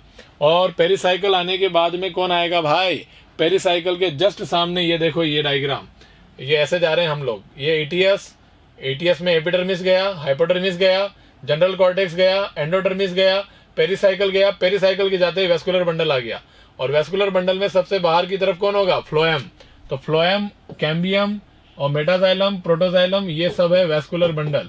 तो ये बीच में कैम्बियम होने की वजह से और एक ही रेडियस के ऊपर जाइलम और फ्लोएम होने की वजह से कॉन्जॉइंट वेस्कुलर बंडल होगा और ओपन कॉन्जॉइंट वेस्कुलर बंडल होगा, ये रहा। ओके, तो हम कह सकते हैं कि सर ये डायग्राम यही तो है, यहां से उठा करके ले गए उसको, ऐसे था ये और इसको उठा करके ले गए यहां से, देखो ये यहाँ पर है ना, इसको काट करके यहाँ दिखा रहे हैं आपको। क्लियर। ये बीच में इतना बड़ा लार्ज पिथ होता है, पिथ ये देखो, ये रहा सेंट्रल पिथ। और ये साइड में देखो सिर्फ पिथरेज ये जा रही है ना, ये इसके बगल में, ये देखो बगल में, ये कौन है, ये पिथरेज है। कौन है, पिथरेज। ओके, तो इस तरीके से ये डाइकोट का सेक्शन कट हो गया। नेक्स्ट, लीव्स की हम बात करें तो लीव्स के अंदर ये मोनोकोट स्टेम जो है, मोनोकोट स्टेम के जैसे डाइकोट स्टेम के अंदर वेस्कुलर बंडल रिंग में अरेंज्ड थे ना भी रिंग में वेल अरेंज्ड, वैसे वहां लार्ज पिथ था तो यहाँ पिथ नहीं होता है, यहाँ पर वेस्कुलर बंडल स्कैटर्ड होते हैं, बड़े वाले वेस्कुलर बंडल सेंटर में होते हैं, छोटे वाले पेरिफेरी की तरफ होते हैं। यहाँ बाहर एपिडर्मिस होती है और जीटीएस के अंदर हाइपोडर्मिस होती है, और हाइपोडर्मिस होती है स्क्लेरेन कायमा की। किसकी होती है? स्क्लेरेन कायमा की हाइपोडर्मिस होती है, जो उसको रिजिडिटी प्रोवाइड करती है फ्लेक्सिबिलिटी की जगह। ओके, और यहाँ पर आपको पता होना चाहिए वेस्कुलर बंडल के बाहर भी एक स्क्लेरेन कायमा की शीट होती है। वेस्कुलर बंडल के बाहर भी स्क्लेरेन कायमा की शीट होती है, जिसको हम बोलते हैं बंडल शीट। क्या बोलते हैं? Bundle sheath. Bundle sheath, bundle sheath भी किसकी होती है? स्क्लेरेन कायमा की होती है। तो ये इंपॉर्टेंट बात है। बाकी वाटर कंटेंट, ये जो जाइलम है, फ्लोएम है, उसमें ये वाटर कैविटीज भी प्रेजेंट होती है। क्या प्रेजेंट होती है? Water cavities are the characteristic feature of monocot stem. Okay, तो ये आपका मोनोकोट स्टेम हो गया। नेक्स्ट बात करें तो सर लीफ की बात कर लो। तो ये लीफ जो होती है, इसके अंदर ऊपर वाली एपिडर्मिस और नीचे वाली एपिडर्मिस जो होती है वो एक दूसरे से बहुत अलग होती है। कैसे? ऊपर वाली एपिडर्मिस के साथ नीचे लगी हुई सेल्स जो होती हैं वो होती हैं पेलिसेड मेसोफिल, और नीचे वाली एपिडर्मिस के साथ लगी हुई सेल होती है स्पॉन्जी मेसोफिल। तो इस वजह से ऊपर वाली एपिडर्मिस के ऊपर स्टोमेटा नहीं होते हैं या लेस नंबर में होते हैं, और नीचे वाली एपिडर्मिस जो होती है लीफ की, उस पर स्टोमेटा ज्यादा नंबर में होते हैं या होते हैं। तो इस वजह से, इतना डिफरेंस होने की वजह से डॉर्सल और वेंट्रल दोनों लीव्स जो हैं उसकी सरफेस अलग है, इसलिए डाइकोट लीफ को बोलते हैं डॉर्सी वेंट्रल लीफ। ओके, अब ये स्पॉन्जी मेसोफिल में क्या होता है? एयर स्पेसेस ज्यादा होते हैं, इंटरसेलर स्पेसेस ज्यादा होते हैं, राउंड होती है सेल्स, ये एलोंगेटेड होती है, इंटरसेलर स्पेसेस कम होते हैं, इनमें क्लोरोप्लास्ट ज्यादा होते हैं, इनमें क्लोरोप्लास्ट कम होते हैं। इनके अंदर सब स्टोमेटल कैविटी होती है, उसमें से एक स्पेस जो होता है वहां पे इसमें वाटर जो होता है वेपर बन के यहाँ नीचे ट्रांसपायरेशन करने के काम में आता है। ऊपर वाली सरफेस को बोलते हैं एडेक्सियल सरफेस, और इसको बोलते हैं नीचे वाली सरफेस को एबैक्सियल सरफेस। तो स्टोमेटा होते हैं एबैक्सियल सरफेस पर। ओके, क्लियर हुआ या नहीं हुआ? ऐसे आपको ये डाइकोट, इस पे क्यूटिकल होती है ऊपर और नीचे दोनों पर। ये था आपके डाइकोट लीफ। अब आप पढ़ते हैं आइसोबायलेटरल लीफ। आइसोबायलेटरल का मतलब ये होता है कि ऊपर से नीचे बीच में से अगर लीफ को काट दो तो ऊपर वाली एपिडर्मिस का वाला सरफेस और नीचे वाले का एक जैसा ही दिखेगा, कोई डिफरेंस नहीं है, क्योंकि यहाँ पर आपका जो मीजोफिल है, जीटीएस जो होता है वो डिफरेंशिएटेड नहीं होता। जैसे नहीं हो कॉर्टेक्स, एंडोडर्मिस, पेरिसाइकल, पिथ, ऐसे डिफरेंशिएट होता है ना जीटीएस, वैसे लीव्स में जीटीएस डिफरेंशिएटेड नहीं होता। लीव्स के जीटीएस को ही हम बोलते हैं क्या? लीव्स के जीटीएस को हम बोलते हैं मीजोफिल। मीजोफिल दो टाइप का, पैलिसेड, स्पॉन्जी, डाइकोट में होता है। इधर एक ही टाइप का होता है स्पॉन्जी मेसोफिल, और ये बिल्कुल कंप्लीट होता है। देख लो ये डायग्राम दिख रहा है, एडेक्सियल एबैक्सियल दोनों पे क्यूटिकल है।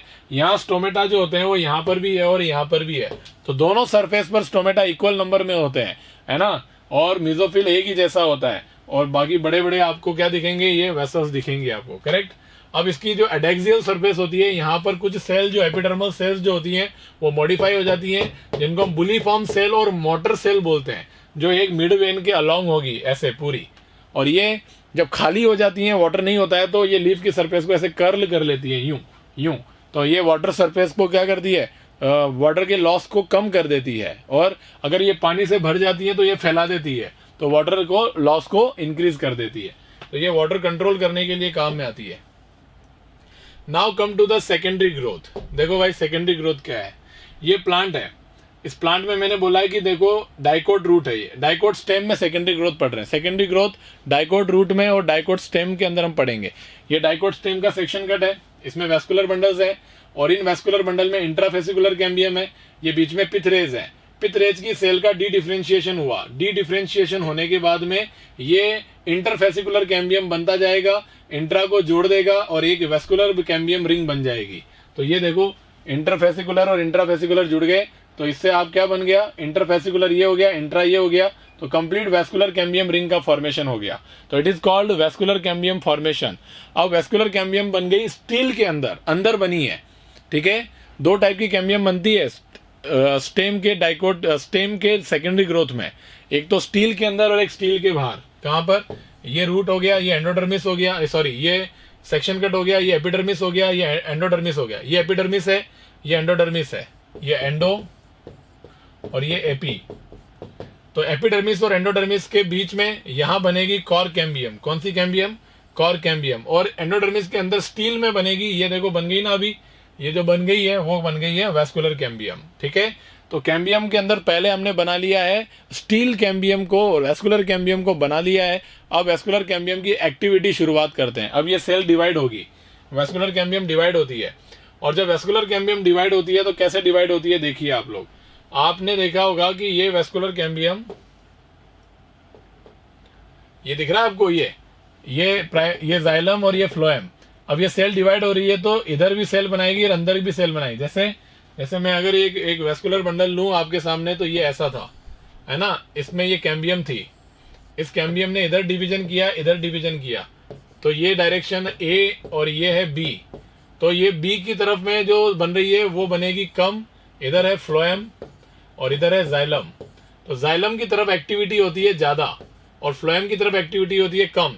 तो आप देखो, तो यहाँ पर वैस्कुलर कैम्बियम बनेगी और ये वैस्कुलर कैम्बियम जो है वो बाहर की तरफ में क्या बना रही है भाई, यहाँ बना रही है सेकेंडरी फ्लोएम, और ये क्या है, प्राइमरी फ्लोएम। ये तो हो गया प्राइमरी फ्लोएम, और ये वैस्कुलर कैम्बियम ने बीच में क्या बना दिया, सेकेंडरी फ्लोएम बना दिया, है ना। और ये जो आपको दिख रहा है ब्लू कलर का, ये कौन है, ये ब्लू कलर का लेयर जो है वो कौन है, सेकेंडरी जाइलम। तो ये हो गया सेकेंडरी जाइलम। तो इस वैस्कुलर कैम्बियम की एक्टिविटी हुई, उस एक्टिविटी ने अंदर ज्यादा एक्टिव हुआ और ज्यादा अमाउंट में सेकेंडरी जाइलम बनाया, और बाहर उसकी एक्टिविटी कम है इसलिए कम अमाउंट में बाहर सेकेंडरी फ्लोएम बनाया। और पहले का प्राइमरी फ्लोएम सेकेंडरी फ्लोएम के आउटसाइड है, और प्राइमरी जाइलम जो दिख रहा है आपको, ये कौन है, ये प्राइमरी जाइलम है, और ये प्राइमरी जाइलम ये सेकेंडरी जाइलम के इनसाइड प्रेजेंट है। अब क्या होगा, एक्टिविटी और आगे बढ़ेगी। तो देखो इससे एक और आगे बढ़ा एक्टिविटी, तो ये देखो यहाँ पर क्या बन रहा है भाई, ये जो दिख रहा है लेयर आपको कंप्लीट, ये कौन है, वैस्कुलर कैम्बियम है। कौन है, वैस्कुलर कैम्बियम। अब इस वैस्कुलर कैम्बियम के बाहर ये जितना भी पोर्शन है, ये दिख रहा है आपको, ये ब्लैक कलर का वैस्कुलर कैम्बियम हो गया। इसके बाहर ये जितना भी पोर्शन आपको दिख रहा है, ये पूरा का पूरा कहलाता है बार्क। क्या है, बार्क। ओके, तो वैस्कुलर कैम्बियम के आउटसाइड जो भी टिश्यू है सब कुछ बार्क है। तो सिंपली अगर देखा जाए तो वैस्कुलर कैम्बियम के बाहर कौन है, सेकेंडरी फ्लोएम, प्राइमरी फ्लोएम। तो हम इसको बोल देते हैं कि ये कौन हो गया, बार्क में कौन कौन आ जाएंगे, बार्क में आ जाएगा फ्लोएम। कौन आ जाएगा, फ्लोएम। और फ्लोएम के अलावा ये लेयर जो दिख रहा है आपको यहाँ पर फ्लोएम के बाहर, ये देखो ये फ्लोएम खत्म हो गया। फ्लोएम के बाहर ये वाला जो लेयर दिख रहा है यहाँ से यहाँ तक का, इसमें ये ब्लू लेयर और ये ब्लैक लाइन और ये ग्रीन लेयर। तो इस ब्लैक वाली लाइन को, इसको हम बोलते हैं कॉर कैम्बियम। इसको बोलते हैं C means cork cambium. Cork cambium की एक्टिविटी होगी तो बाहर ग्रीन कलर का बनेगा फैलम और ये ब्लू कलर का फैलोडर्म। तो फैलम, फैलोडर्म और कॉर कैम्बियम को बोलते हैं फैलोजन। इन तीनों को मिलाकर के ये कौन हो गया, पेरिडर्म। कौन हो जाएगा, पेरिडर्म। तो बार्क में क्या आ गया, यहां से यहां तक वैस्कुलर कैम्बियम के बाहर तो आ गया फ्लोएम और फिर आ गया पूरा का पूरा पेरिडर्म। तो फ्लोएम प्लस पेरिडर्म, इसको क्या बोलते हैं, बार्क बोलते हैं। और जब वैस्कुलर कैम्बियम के बाहर बार्क है तो अंदर कौन है, वुड। तो ये पूरा पोर्शन अंदर, वैस्कुलर कैम्बियम के अंदर का जो भी पोर्शन आपको दिख रहा है यहां से लेकर के यहां तक का, ये कौन है, वुड है। और वुड मतलब इसमें कौन है, मैक्सिमम सेकेंडरी जाइलम है। देखो रेड कलर का सेकेंडरी जाइलम अब बना है, पहले ब्लू कलर का बना था तो वो सेंटर में शिफ्ट हो गया, नया बना है वो रेड कलर का न्यूली फॉर्म सेकेंडरी जाइलम है, just near by vascular cambium towards the inside. तो ये इस तरीके से वैस्कुलर कैम्बियम की एक्टिविटी होती जाती है। और वैसे वैसे एक्टिविटी ऑफ वैस्कुलर कैम्बियम होती है वैसे वैसे कॉर्टेक्स के अंदर ये फैलोजन मतलब कॉर्क कैम्बियम का फॉर्मेशन होता है। और कॉर्क कैम्बियम बाहर फैलम बना लेता है और अंदर फैलोडर्म बना देता है। क्या बना देता है, फैलोडर्म। और ये तीनों को मिलाकर के क्या बोलते हैं, पेरिडर्म। तो ये हो गया सारा का सारा स्टेम के अंदर वैस्कुलर कैम्बियम और कॉर्क कैम्बियम की एक्टिविटी से बना हुआ पोर्शन। इसको अपन रियल डायग्राम में देखना चाहें तो आप देख सकते हैं यहाँ पर, ये देखिए आप कुल मिलाकर के क्लियरली दिख जाएगा आपको यहाँ पर कि सर वैस्कुलर कैम्बियम हमें बनता हुआ दिखाई दे रहा है। तो ये देखो ये वैस्कुलर कैम्बियम है रेड वाला, तो रेड वाला वैस्कुलर कैम्बियम है। ये रेड को मैं ब्लैक कर देता हूं। ये वैस्कुलर कैम्बियम के बाहर तो हो गया बार्क और अंदर हो गया वुड। अब वुड भी देखो दो तरीके की होती है ना, एक होती है सैपवुड और एक होती है हार्टवुड। क्या होती है, सैपवुड एंड हार्टवुड। तो आप ये टाइम के साथ में एक्यूमुलेट होती है। यहाँ पर ये नॉन कंडक्टिंग होती है, हार्टवुड दिख रही है आपको, ये होती है नॉन कंडक्टिंग। इसके अंदर जितने भी वैस्कुलर एलिमेंट्स हैं उनकी ल्यूमेन ऑब्लिटरेटेड हो जाती है, थिक वॉल होती है, माइक्रोबियल एक्टिविटी के लिए रेजिस्टेंट डेवलप कर लेती है और ड्यूरेबल होती है, इसलिए इसको बोलते हैं ड्यूरामन। क्या बोलते हैं, ड्यूरामन। और ये सेंटर में हार्ट में प्रेजेंट होती है, इसलिए इसको बोलते हैं हार्टवुड। हार्टवुड ड्यूरामेन और नॉन कंडक्टिंग होती है। और just newly form vascular cambium के पास में जो प्रेजेंट होता है वो वुड देख रहे हैं आपको, थोड़ा सा हल्के कलर का दिखेगा, लाइट कलर का दिखेगा, उसको बोलते हैं हम सैपवुड। क्या बोलते हैं? सैपवुड। ये देखो सैपवुड, ये होती है फंक्शनिंग, कंडक्टिंग होती है, कंडक्टिंग, यानी कि जो वेसल्स से जो कंडक्शन होता है वो यहाँ इस वुड से होता है आपके, है ना। बड़ा सा स्टेम है, चौड़ा सा, तो उसके फ्लोएम जो है वो तो बार्क में आ गया, फ्लोएम का ट्रांसपोर्टेशन बार्क से हो गया, और जाइलम का ट्रांसपोर्टेशन जो होता है वो सैपवुड से होता है, ना कि हार्टवुड से। तो टाइम के साथ में हर जगह की जो वुड होती है डाइकोट, जिसके अंदर सेकेंडरी ग्रोथ होती है, उसमें सेंटर में हार्टवुड होती है, और पेरीफ्री पे near by vascular cambium towards the inside sapwood होती है, जो कि लाइट कलर में होती है। डेंसिटी इसकी कम होती है, इसकी डेंसिटी ज्यादा होती है, ड्यूरेबल होती है, हार्ड होती है, और ये कलर में डार्क होती है। सेंटर में होती है हार्टवुड। इसको एल्बर्नम बोलते हैं, सैपवुड को बोलते हैं एल्बर्नम। क्या बोलते हैं? एल्बर्नम। उसका नाम ड्यूरामन, इसका नाम एल्बर्नम। ये ड्यूरामन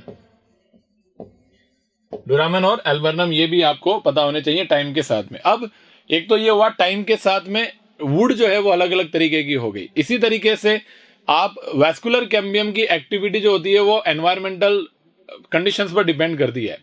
जैसे कि अगर हम बात करें कि सर सैपवुड और हार्टवुड, ये तो टाइम का फैक्टर बन गया, with the time sapwood converted into heartwood. लेकिन आपको ये बीच बीच में रिंग्स दिख रही होंगी, देखो डार्क रिंग, और डार्क रिंग जो है वो नैरो रिंग है, और एक लाइट कलर की रिंग दिख रही है आपको सैपवुड में। देखो नैरो कलर की नैरो रिंग दिख, एकदम डार्क कलर का एक नैरो बैंड बना हुआ है, ये वाला, है ना। और दो नैरो बैंड जो है डार्क कलर के, दो नैरो बैंड के बीच में एक वाइड सा सॉफ्ट कलर का, लाइट कलर का एक बैंड बना हुआ है। मतलब ज्यादा अमाउंट में जो पोर्शन है वो है लाइट कलर का, और कम अमाउंट में जो बना हुआ है जो थिन लेयर की तरह है वो है डार्क कलर का। तो ये जो आपको मैं दो लाइन मार्क करके दे रहा हूं, ये इनको बोलते हैं लेट वुड। क्या बोलते हैं? Late wood. इनको बोलते हैं ऑटम वुड। क्या बोलते हैं? Autumn wood. मतलब वेस्कुलर कैम्बियम की एक्टिविटी स्प्रिंग सीजन जो होते हैं, 4 सीजन होते हैं, उनमें स्प्रिंग सीजन में और ऑटम वुड में अलग अलग तरीके की एक्टिविटी शो करती है। स्प्रिंग सीजन में ज्यादा एक्टिव होती है, ऑटम में कम एक्टिव होती है। तो जब ऑटम में कम एक्टिव होगी तो ये क्या करेगी, थोड़े कम वेस्कुलर एलिमेंट्स बनाएगी और डार्क कलर के वेस्कुलर एलिमेंट बनेंगे। तो ये बन गया सीजन लेट आता है ऑटम, और अर्ली कौन आता है? स्प्रिंग। तो जब लेट ऑटम के अंदर ये वुड बनती है तो इसको लेट वुड बोलते हैं, डार्क कलर की होती है। और स्प्रिंग सीजन के अंदर आपके टेम्परेचर जो होता है थोड़ा बढ़ जाता है, जिसकी वजह से एक्टिविटी इंक्रीज हो जाती है, और एक्टिविटी इंक्रीज होने की वजह से यहां पर अमाउंट भी इंक्रीज होगा। इसलिए देखो थिक बैंड बन गया वेस्कुलर एलिमेंट्स का, और कलर में लाइट हो गया। तो इसको हम बोलते हैं कौन सी वुड? अर्ली वुड और स्प्रिंग वुड। तो ये क्या होता है, एक साल में दो तरीके की वुड बन रही है, एक ऑटम, एक स्प्रिंग, एक ऑटम, फिर स्प्रिंग, फिर ऑटम, फिर स्प्रिंग, फिर ऑटम। ऐसे करते करते न्यू ये रिंग्स बनती जाएंगी। तो इनको बोलते हैं एनुअल रिंग, ग्रोथ रिंग्स। क्या बोलते हैं? Growth rings. तो ग्रोथ रिंग दो टाइप की होती है, एक तो होती है ऑटम वुड और एक होती है स्प्रिंग वुड। तो एक ऑटम वुड और एक स्प्रिंग वुड को मिला लो, आपको पता है एक साल में एक ही स्प्रिंग आता है, एक ही ऑटम आता है, तो दोनों को मिला लो तो एक ऑटम और एक स्प्रिंग दोनों मिलकर के एक एनुअल रिंग बनती है, एक एनुअल रिंग का फॉर्मेशन हो जाता है। ओके, तो ग्रोथ रिंग ध्यान रखना दो होती हैं, ऑटम वुड और स्प्रिंग वुड, दोनों को मिला दो तो एक एनुअल रिंग हो जाती है। इस तरीके से ये एक्टिविटी आपको देखने को मिलती है। इसी तरीके से बार्क भी इसी तरीके से होता है। बार्क में भी क्या होता है कि आपका वेस्कुलर कैम्बियम का जो फ्लोएम का फॉर्मेशन होता है ये भी दो तरीके का होता है ना, अर्ली बार्क और लेट बार्क। अर्ली बार्क जो होती है वो ज्यादा अमाउंट में बनती है, लेट बार्क थोड़ी कम बनती है। वही सेम ऑटम सीजन में लेट बार्क कम एक्टिविटी बाहर की तरफ, और स्प्रिंग के अंदर ज्यादा एक्टिविटी बाहर की तरफ, तो सॉफ्ट बार्क बनेगी। और इसको बोलते हैं हार्ड बार्क। लेट बार्क जो होती है ऑटम बार्क, उसको हार्ड बार्क बोलते हैं, और अर्ली सॉफ्ट बार्क होती है। ओके, ये आपको डायग्राम में इजीली देखने को मिल जाता है। देखो ये जाइलम हो गया, इसके बाहर ये फ्लोएम हो गया। फ्लोएम के अंदर फ्लोएम फाइबर्स होते हैं, फ्लोएम फाइबर्स का यूज होता है कमर्शियल यूज, तो सिंपली देखने को मिल जाता है। ये देखो अंदर जाइलम है वुड, और उसके बाहर ये कौन है? फ्लोएम। तो फ्लोएम के फाइबर्स है जिनको अपन एक्सट्रैक्ट करते हैं, और एक्सट्रैक्ट करके आप इनको कई जगह पर रस्सियां वगैरह बनाने में काम में ले लेते हैं, है ना। तो इस तरीके से ये डायग्राम है, ये दिख सकते हो, ये मैंने आपको बताया था।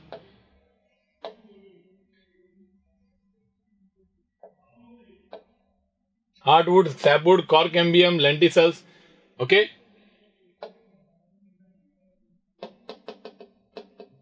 तो ये डायग्राम देख सकते हो आप यहाँ पे, ये सॉफ्ट है और ये हार्डवुड है, सॉफ्टवुड है। ये जो दिख रहे हैं आपको ये ग्रोथ रिंग्स दिख रही हैं, दोनों को मिला लो तो आपका ये बन जाएगा। इसी के साथ में यहाँ सेंटर से पैरेनकाइमेटस टिश्यू निकलता है जिनको बोलते हैं secondary medullary rays, secondary xylem rays बोलते हैं इनको। ओके, क्या बोलते हैं? सेकेंडरी मेडुलरी रेस और सेकेंडरी रेस, जिनके अंदर से रेडियल साइड के अंदर क्या होता है? कंडक्शन होता है। Okay, clear? अब आप देखिए यहाँ पे आपको हार्टवुड, सैपवुड, कॉर्क कैम्बियम की एक्टिविटी, लेंटिसेल्स की बात करते हैं। देखो क्या होता है, बार्क जो होता है उसके ऊपर ये कॉर्क कैम्बियम है। कौन सी कैम्बियम है? Cork cambium. अब इस कॉर्क कैम्बियम के अंदर बाहर की तरफ क्या बनेगा? कॉर्क सेल्स बनेगी। कॉर्क सेल्स वो सेल्स होती हैं जिनके चारों ओर सुबेरिन का लेयर होता है। लेकिन हर जगह कॉर्क सेल्स बनती है, लेकिन एक पर्टिकुलर जगह पर। जैसे मान लो मैं ये अगर गोला बना दूं कॉर्क कैम्बियम का, तो यहाँ इन जगहों को ऊपर, इसमें से एक जगह जो है वो यहां से उठा करके लेके आए, ये वाला दिख रहा है आपको? तो यहाँ इस जगह पर एक्टिविटी ज्यादा है इनके कंपैरिजन में। तो इधर बाहर तो बनेगा कॉर्क सेल्स, इधर नहीं बनेगा कॉर्क सेल्स, तो ये बनेगी विदाउट सुबेराइज्ड सेल्स। इनके बाहर सुबेरिन नहीं होगा, इनको बोलते हैं कॉम्प्लीमेंट्री सेल्स। और कॉम्प्लीमेंट्री सेल्स के अंदर वॉल के अंदर क्या एब्सेंट होता है? सुबेरिन एब्सेंट होता है। क्या एब्सेंट होता है? सुबेरिन एब्सेंट होता है। ओके, तो वॉल के अंदर सुबेरिन जो है इनके अंदर क्या हो गया है? एब्सेंट हो गया है। तो ये बात आप याद रखिएगा। ओके तो इस तरीके से आपको पूरी कॉम्प्लीमेंट्री सेल्स और बहुत अच्छी तरीके से आपको देखने को मिल जाएगा। और ये लेंटिसेल्स जो होते हैं इनसे क्या होता है? गैसियस एक्सचेंज होता है, जिससे कि रेस्पिरेशन के लिए, यहाँ अंदर तक लिविंग टिश्यू तक पहुंचने के लिए आपको गैसियस इजीली एक्सचेंज कर सकते हैं। और प्लांट के हर जगह पर आपको देखने को मिलते हैं लेंटिसेल्स। ये सेकेंडरी फ्लोएम से बनने वाले थ्रेड्स हैं जो आपको इजीली देखने को मिल जाते हैं। जो सेकेंडरी फ्लोएम के अंदर फ्लोएम फाइबर्स हैं उनसे ये रस्सियां वगैरह, धागे वगैरह बन जाते हैं। ओके, अब रूट्स के अंदर हमें सेकेंडरी ग्रोथ को अगर पढ़ना है, स्टेम के अलावा डाइकोट रूट में सेकेंडरी ग्रोथ पढ़नी है, तो वही सेम बात है। स्टील के अंदर वैस्कुलर कैम्बियम का फॉर्मेशन करो और कॉर्टेक्स के अंदर कॉर्क कैम्बियम का फॉर्मेशन करो। और आपको पता है स्टील के अंदर जो वैस्कुलर कैम्बियम जो रूट में बनती है वो कंप्लीटली सेकेंडरी इन ओरिजिन होती है। स्टेम के जैसे नहीं होता कि intracellular cambium, intrafascicular cambium primary है और इंटरफेसिकुलर सेकेंडरी है, ऐसा नहीं होता। यहां पर कंप्लीटली वैस्कुलर कैम्बियम रिंग जो होती है, जो कि फ्लोएम के सामने प्रेजेंट पैरेनकाइमा, कंजंक्टिव टिश्यू और पेरिसाइकल जो है, इनसे मिलकर के बनती है। और ये पूरी कंप्लीटली सेकेंडरी इन ओरिजिन होती है। पहले जो होती है वो वेवी बनती है, उसके बाद सर्कुलर हो जाती है।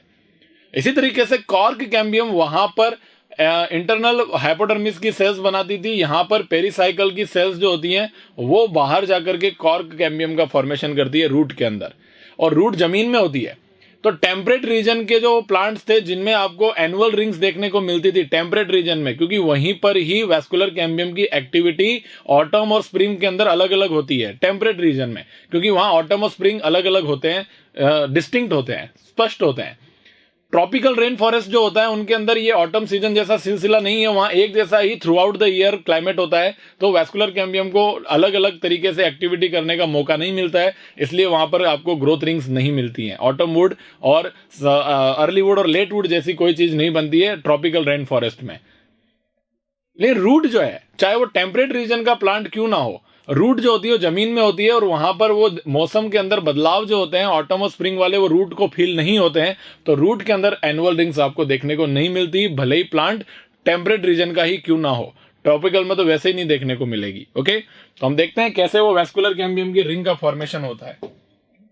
तो ये देखिए, ये रूट है, आपको पता है डाइकोट रूट टेट्राज कंडीशन है। ये जाइलम हो गए, ये फ्लोएम हो गया, एक्सार्स कंडीशन दिख रही है येलो येलो कलर का। पहले फ्लोएम के सामने जो पैरेनकाइमा सेल्स हैं उनमें कैम्बियम के पैचेस बनना चालू हो गए। फिर ये पैचेज आगे की तरफ में बढ़े इस डायरेक्शन में। तो ये है कंजंक्टिव टिश्यू। कौन सा टिश्यू है? Conjunctive tissue. तो ये देखो, कंजंक्टिव टिश्यू को इन्वॉल्व कर लिया और कंजंक्टिव टिश्यू को इन्वॉल्व करके पीछे यहां पर पेरिसाइकल को इन्वॉल्व कर लिया। तो यहां देखो, ये फ्लोएम पैच इधर कंजंक्टिव टिश्यू इन्वॉल्व करेगा, ये फ्लोएम पैच इधर का कंजंक्टिव टिश्यू इन्वॉल्व करेगा ब्लू कलर का, और ये फ्लोएम जाइलम के पीछे ये ब्लैक कलर का पेरिसाइकल है, इसको इन्वॉल्व करेगा। तो ऐसे करते करते ये कंजंक्टिव टिश्यू, ये कंजंक्टिव टिश्यू और ये पेरिसाइकल इन्वॉल्व हो गया। इधर कंजंक्टिव टिश्यू, इधर कंजंक्टिव टिश्यू, ये पेरिसाइकल इन्वॉल्व हो गया। तो ये देखो वेवी रिंग बन गई है ना, देखो उधर प्रोडक्ट के अंदर बिल्कुल आपको एक वेवी रिंग बनती हुई दिखाई दे रही है। यस और नो? तो ये wavy vascular cambium ring completely phloem patch के सामने पैरेनकाइमा, कंजंक्टिव टिश्यू वाला पेरेन्काइमा और पेरिसाइकल वाला पेरेन्काइमा सेल्स जो हैं वो सब मिलकर के ये वेवी वेस्कुलर कैम्बियम रिंग को बनाते हैं। ये हो गया formation of vascular cambium ring. अब इसकी एक्टिविटी होगी बिल्कुल वैसे ही, इनसाइड ज्यादा एक्टिव, आउटसाइड कम एक्टिव। आउटसाइड बनाएगी पिंक कलर का सेकेंडरी फ्लोएम और इनसाइड बनाएगी येलो कलर का सेकेंडरी जाइलम। और ये टाइम के साथ में ये बढ़ते जाएंगे तो ये पूरी रिंग सर्कुलर हो जाएगी और येलो कलर का एक के बाद लेयर बनाती जाएगी। बाहर पिंक कलर की एक के बाद एक लेयर बनाती जाएंगी सेकेंडरी फ्लोएम और ये सेकेंडरी जाइलम का। तो ये प्रेशर डालेगा पेरीफ्री पे तो एपिडर्मिस रप्चर हो जाएगी और कॉर्टेक्स पर दबाव पड़ेगा तो कॉर्टेक्स के अंदर बन जाएगा कॉर्क कैम्बियम। क्या बन जाएगा? कॉर्क कैम्बियम का फॉर्मेशन हो जाएगा। और जब बाहर कॉर्क कैम्बियम का फॉर्मेशन हो जाएगा तो वो कॉर्क कैम्बियम बाहर की तरफ कॉर्क सेल्स बनाएगा और कॉर्क सेल्स का बना हुआ लेयर होगा फेलम और वो खुद कॉर्क कैम्बियम हो गया फेलोजन। और अंदर की तरफ में विदाउट सुबेरिन लेयर एकदम पेरेन्काइमा सेल्स का लेयर बनाएगा सेकेंडरी कॉर्टेक्स जिसे बोलते हैं फेलोडम। तो ये तीनों मिलकर के बन गए पेरिडम। तो इसमें रूट में भी वेस्कुलर कैम्बियम के बाहर जो भी पोर्शन है फ्लोएम प्लस पेरिडम वो हो गया बार्क और अंदर हो गया वुड। तो ये complete secondary growth in dicot root. तो इस तरीके से ये चैप्टर के अंदर जो भी सेकेंडरी ग्रोथ से रिलेटेड कंसेप्ट थे वो आपको डिस्कस कर लिए हैं और ये चैप्टर बहुत इंपॉर्टेंट है। यहाँ से एक या दो क्वेश्चन आएगा तो या तो सेकेंडरी ग्रोथ से आएगा या फिर अदर रेस्ट पार्ट से आएगा। तो इसको बहुत अच्छी तरीके से प्रिपेयर करिएगा और नीट के अंदर इसके क्वेश्चन का वेट करके बस टिक करने की तक की देरी रखिए। ओके, तो मिलते हैं नेक्स्ट चैप्टर्स के साथ में। Thank you so much, bye bye.